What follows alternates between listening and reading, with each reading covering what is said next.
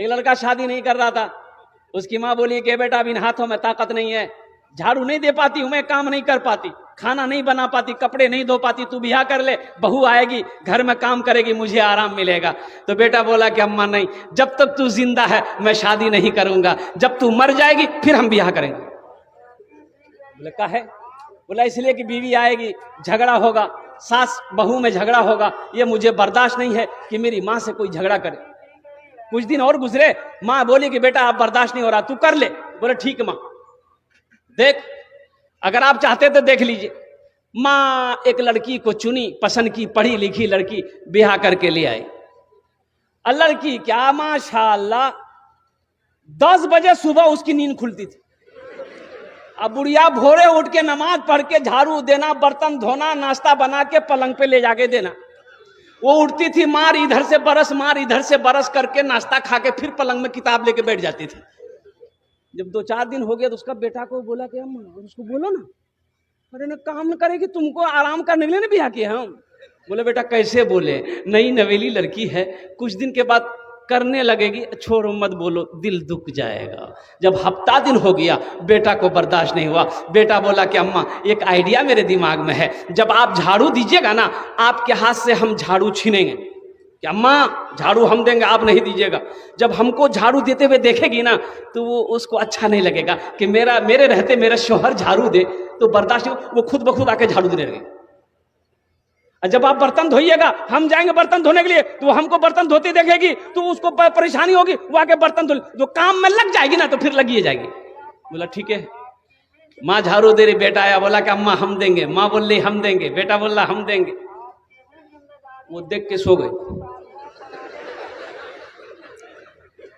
बर्तन हम धोएंगे, बर्तन हम धोएंगे, बर्तन हम धोएंगे, बर्तन हम धोएंगे, माँ बेटा दोनों बोल रहा। जब हफ्ता दिन हो गया तो वो लड़की एक दिन उठी और दोनों को बुलाई, सासों को बुलाई, शौहर को भी, इधर आइए।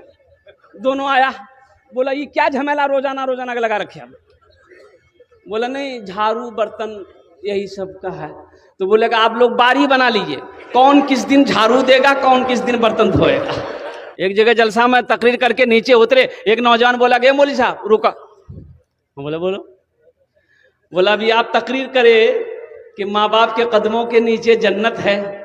हमने कहा कि हाँ, हुजूर की हदीस है, अल्लाह के नबी इरशाद फरमाते हैं कि माँ के कदमों के नीचे जन्नत है।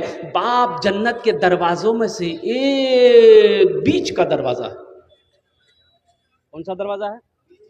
हाँ, बाप जन्नत के दरवाजों में से एक बीच का दरवाजा है। तो नौजवान बोला कि बात समझ में आ गई, हमारा सवाल ये है, ठीक है माँ बाप के कदमों के नीचे जन्नत है, लेकिन मेरा पूछना ये है कि सास ससुर के कदम के नीचे कुछ है कि नहीं है?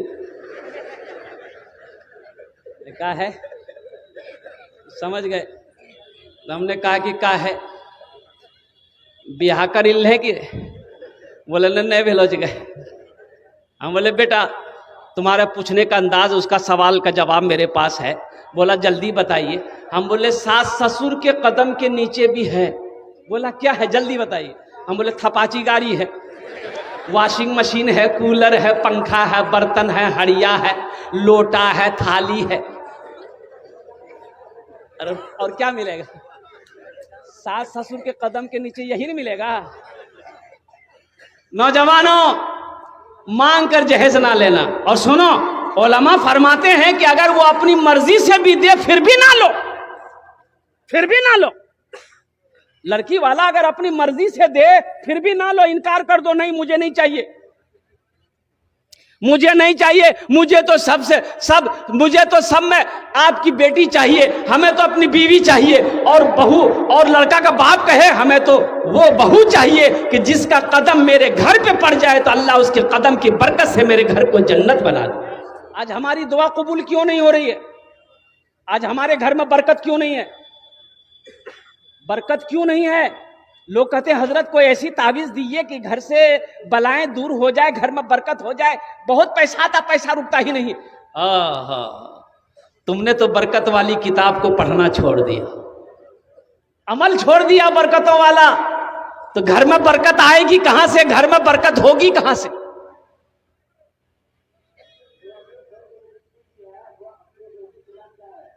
आज आज घर घर घर घर अल्लाह अकबर कबीरा सुदखोरी हो रहा। ये ग्रुप क्या है? आप लोगों के यहाँ शायद ग्रुप नहीं है ना? इधर ग्रुप है, औरतों का ग्रुप। वाह, ये हमारी माँ बहनें भी बहुत ये है। ये तो ग्रुप में, इसमें कोई मैनेजर है, कोई कैशियर है,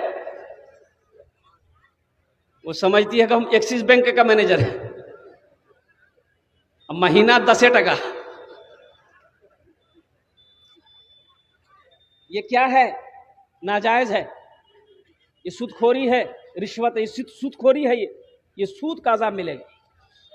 एक आदमी अपने भाई का 4 बीघा जमीन बेईमानी किया, 4 बीघा जमीन बेईमानी किया छोटा भाई का। छोटे भाई ने पंचायती बिठाया, मुखिया को बुलाया, सरपंच को बुलाया कि भाई हिसाब को पंचायती कर दीजिए, इंसाफ कर दीजिए, ये मेरा बड़ा भाई 4 बीघा जमीन मेरा बेईमानी कर लिया है। तो लोगों ने समझाया, मुखिया साहब ने समझाया, सरपंच साहब ने समझाया उसके बड़े भाई को, अरे छोटा भाई छो दादा।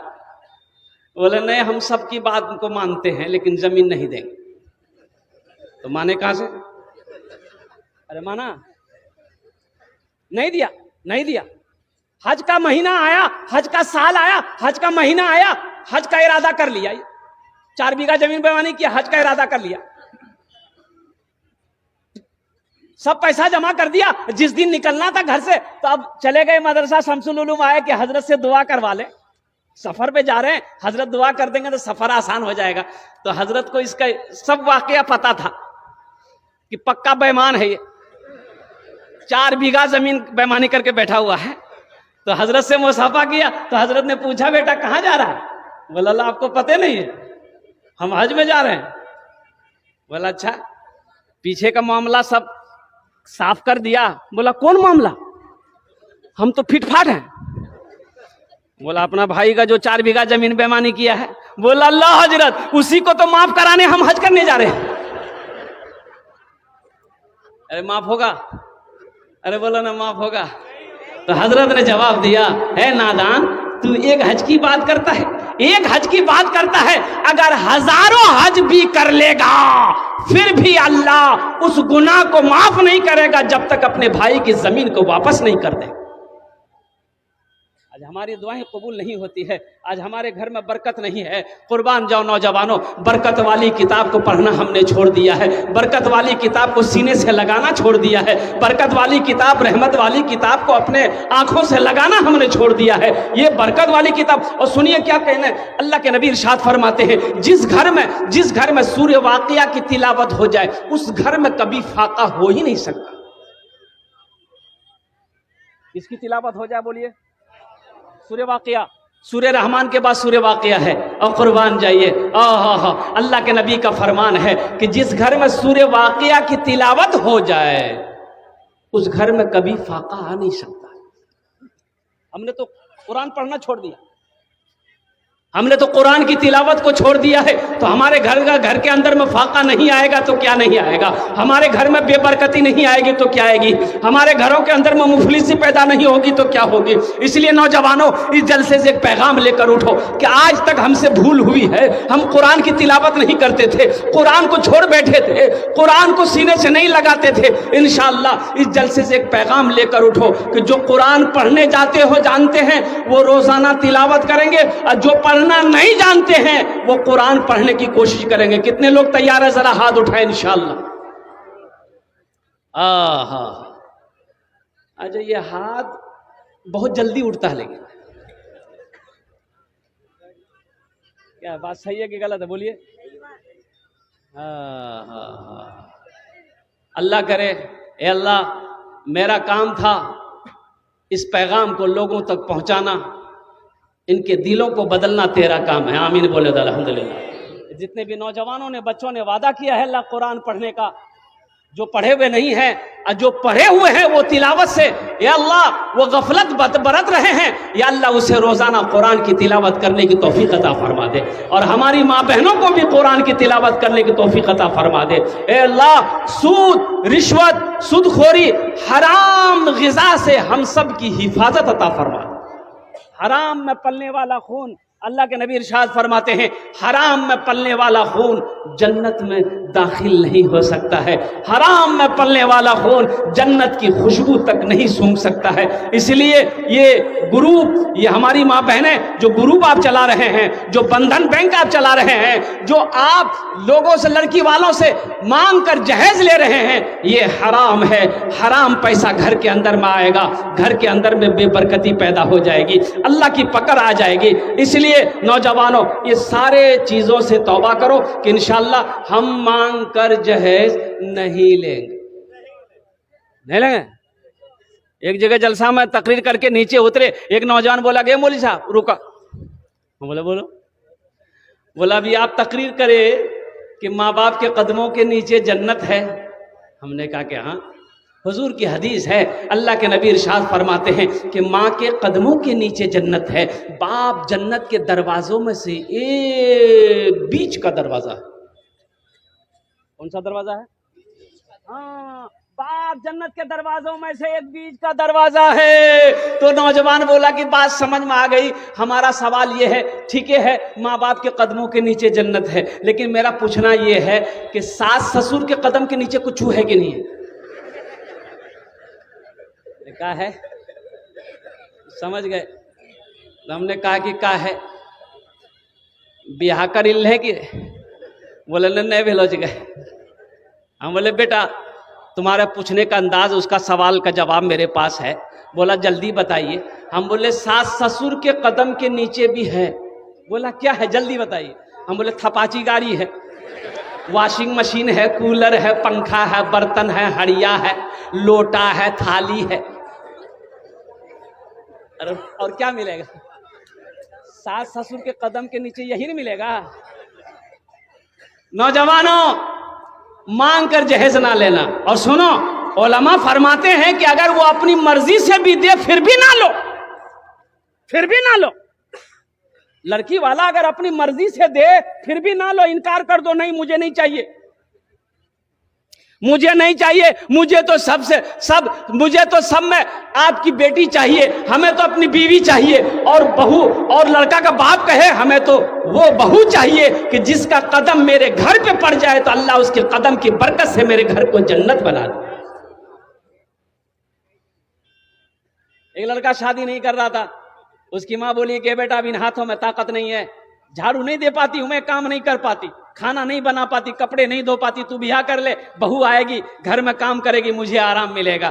तो बेटा बोला कि अम्मा नहीं, जब तक तू जिंदा है मैं शादी नहीं करूंगा, जब तू मर जाएगी फिर हम ब्याह करेंगे। बोले क्या है? बोला इसलिए कि बीवी आएगी, झगड़ा होगा, सास बहू में झगड़ा होगा, ये मुझे बर्दाश्त नहीं है कि मेरी माँ से कोई झगड़ा करे। कुछ दिन और गुजरे, माँ बोली कि बेटा अब बर्दाश्त नहीं हो रहा, तू कर ले। बोले ठीक माँ, देख अगर आप चाहते तो देख लीजिए। माँ एक लड़की को चुनी, पसंद की, पढ़ी लिखी लड़की, ब्याह करके ले आई। लड़की क्या माशाअल्लाह 10 बजे सुबह उसकी नींद खुलती थी। अब बुढ़िया भोरे उठ के नमाज पढ़ के झाड़ू देना, बर्तन धोना, नाश्ता बना के पलंग पे ले जाके देना। वो उठती थी, मार इधर से बरस, मार इधर से बरस करके नाश्ता खा के फिर पलंग में किताब लेके बैठ जाती थी। जब 2-4 दिन हो गया तो उसका बेटा को बोला कि अम्मा उसको बोलो ना, अरे ना काम न करेगी, तुमको आराम करने के लिए ना ब्याह किया हम। बोले बेटा कैसे बोले, नई नवेली लड़की है, कुछ दिन के बाद करने लगेगी, छोड़ो मत बोलो, दिल दुख जाएगा। जब हफ्ता दिन हो गया बेटा को बर्दाश्त नहीं हुआ, बेटा बोला कि अम्मा एक आइडिया मेरे दिमाग में है, जब आप झाड़ू दीजिएगा ना आपके हाथ से हम झाड़ू छीनेंगे। कि अम्मा झाड़ू हम देंगे, आप नहीं दीजिएगा। जब हमको झाड़ू देते हुए देखेगी ना तो वो उसको अच्छा नहीं लगेगा कि मेरे रहते मेरा शौहर झाड़ू दे, तो बर्दाश्त नहीं, वो खुद ब खुद आके झाड़ू देने लगे। जब आप बर्तन धोइएगा, हम जाएंगे बर्तन धोने के लिए, तो हमको बर्तन धोते देखेगी तो उसको परेशानी होगी, वो आके बर्तन धो, जो काम में लग जाएगी ना तो फिर लगी जाएगी। बोला ठीक है। माँ झाड़ू दे रही, बेटा आया, बोला कि अम्मा हम देंगे। माँ बोल रही हम देंगे, बेटा बोल रहा हम देंगे। वो देख के सो गए। बर्तन हम धोएंगे, बर्तन हम धोएंगे, बर्तन हम धोएंगे, बर्तन हम धोएंगे, माँ बेटा दोनों बोल रहा। जब हफ्ता दिन हो गया तो वो लड़की एक दिन उठी और दोनों को बुलाई, सासों को बुलाई, शौहर को, इधर आइए। दोनों आया, बोला ये क्या झमेला रोजाना रोजाना लगा रखे आप। बोला नहीं, झाड़ू बर्तन यही सब का है। तो बोलेगा आप लोग बारी बना लीजिए, कौन किस दिन झाड़ू देगा, कौन किस दिन बर्तन धोएगा। हाँ हाँ हाँ हाँ। ए नौजवानों, उस लड़की से निकाह करो, उस लड़की से शादी करो कि जिस लड़की का कदम घर में पड़ जाए तो अल्लाह उस घर को जन्नत बना दे। आओ कुरान की अजमत को सुनो, इसलिए कि वक्त की किल्लत है, उलमा किराम की लंबी फहरिस्त है। मुफ्ती सादुल नजीब साहब दामत बरकातुहुम तशरीफ फरमा है, जिनकी तकरीर आपको सुननी है। और नाज़िम जलसा जनाब हजरत अल्लामा मौलाना कारी नियाज साहब दामत बरकातुहुम, इनकी निज़ामत का तो पूछिए ही मत। वक्त तो हजरत ने दिया नहीं है, लेकिन मैं इनका वक्त जानता हूं अल्हम्दुलिल्लाह। हाँ अच्छा, इंशाल्लाह बाद में सब तकरीर अभी सुना देंगे तो चंदा कब लेंगे हम? पहले चंदा कर ले फिर सुनाएंगे। बैठ जा बेटा, बैठ जा। अजमत कुरान क्या है, कुरान क्या है, और कुर्बान जाई। हजरत मुआज बिन जबल रदियल्लाहु ताला अन्हु बड़े जलील कद्र साहबी हैं। अल्लाह के नबी यमन भेज रहे हैं गवर्नर बनाकर, हाकिम बनाकर। ओ मुआज ऊंट पर सवार हो जा। अल्लाह के नबी तशरीफ फरमा है, हजरत मुआज ने ऊंट को इशारा किया, बैठ जा। ऊंट बैठा है, हजरत मुआज ऊंट पर सवार हो गए। ऊंट खड़ा हुआ, चलना शुरू किया। अल्लाह के नबी ने ऊंट के मुहार को पकड़ा, आगे आगे अल्लाह के नबी जा रहे हैं, ऊंट भी पीछे पीछे जा रहा है। उस ऊंट पर अल्लाह के रसूल जनाब मोहम्मद रसूलुल्लाह सल्लल्लाहु अलैहि वसल्लम का सहाबी हजरत मुआज बैठे। तो हजरत मुआज लरज़ गए, कहते हैं या रसूल अल्लाह, मेरे माँ बाप आप पर कुर्बान। या हबीब अल्लाह, ये बेअदबी है, आप मेरे आका हैं, आपका मैं गुलाम हूं, मैं ऊंट पर सवार हूं, आप पैदल चले, ये बर्दाश्त नहीं होगा। तो अल्लाह के नबी ने इरशाद फरमाया, ए मुआज बैठा रहा। सुभान अल्लाह बोले तो माशाअल्लाह। ए मुआज बैठा रहा, मैं तुम्हारी इज्जत नहीं कर रहा हूं। ए बेटा, ए लगलो जी सर्दी के मौसम की जगह तकरीर कर दी, नौजवान खड़ा हुआ। मैंने कहा क्या हुआ? बोला है, बोले बैठो। 10 मिनट का फिर खड़ा हुआ। मैंने क्या हुआ? बोला बहुत जोरों से लगलो जी। बोले बैठ जा, कुछ देर और बैठ जा। बैठ गया। कुछ देर में भी तकरीर खत्म हो गई तो देखा बैठा हुआ है, तो अब उसको इशारा की हम जो। बोला नहीं जाएंगे। हमने कहा कहीं जाएगा? बोला अब क्या करने जाएंगे, जो करने जा रहे थे वो यही होगी, अब जाने की जरूरत नहीं है। मुआज बैठा रहा, ए मुआज बैठा रहा। ए मुआज सुनो, हम तुम्हारी इज्जत नहीं कर रहे हैं, तुम्हारे सीने में जो अल्लाह का कुरान है हम उसकी ही इज्जत कर रहे हैं। ए मुआज, जिसके सीने में अल्लाह का कुरान होता है वो अल्लाह का दोस्त होता है।